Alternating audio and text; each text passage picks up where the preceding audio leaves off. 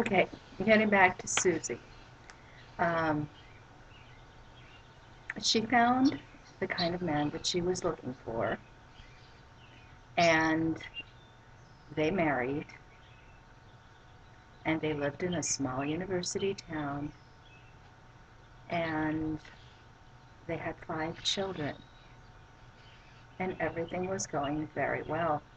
They, she was homeschooling, he was a good provider, and then one day, after some of the older children were teenagers, he came home and said, I love you, Susie, and I love the children.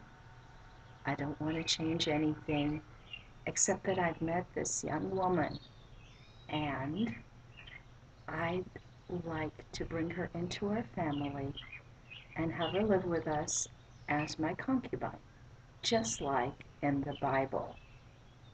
And Susie said, you're crazy, and I want a divorce.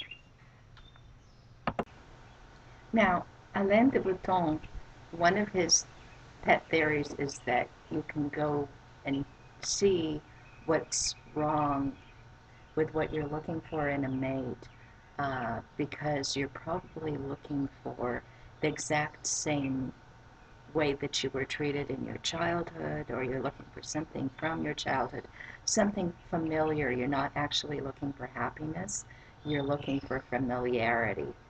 And so if you had a cold, unfeeling parental figure, then you're looking for a cold, unfeeling I mean, a sexual mate. And that's why you shouldn't listen to your feelings. That's what he says. You should not listen to your feelings because you're just trying to repeat your childhood. But I think it's a little bit more complicated than that. If we look at Susie's story, she was looking for somebody who was not like her father. Her father was an intellectual, so she was looking for somebody who was very religious and traditional. Her father was happy-go-lucky, and she was looking for somebody who would be responsible. Um, she was looking for the exact opposite. She was trying to avoid the thing that happened in her childhood. And it was like a self-fulfilling prophecy because what ended up happening was amazingly similar to what happened to her mother. But maybe the thing that made it happen isn't that the man was not normal. It's really actually pretty normal to want that. It's fairly normal to at one point in your life, about midlife, um, to re-examine everything and to think, well, maybe I don't really like my job that much. That's not unusual. And that's what happened with Susie's father.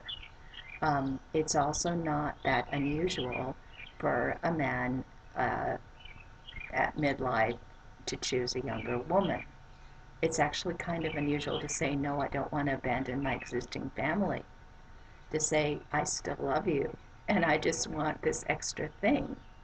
Um, and if we are conditioned by the society that we live in to do anything, it's that we expect to not renegotiate the contract. And if somebody tries to renegotiate the contract midway, then we say, no, you're crazy. And also we don't consider other marriage patterns than the ones that we have become accustomed to. Even though we might be religious, we might read the Bible all day long and not notice that's what's going on there. So I would say, Susie, read your Bible more closely. And I'm not saying that I have the answer. What the problem is that it's kind of like those prophecies in ancient literature where you hear that your son is going to kill you when he grows up, and you think, well, let's try to avoid that. So you take the baby and you expose it on a mountaintop, not realizing that the gods and all the animals are going to save the baby. And then the baby comes back and he's fully grown and he doesn't know that you're his father, so he kills you. That's a self-fulfilling prophecy.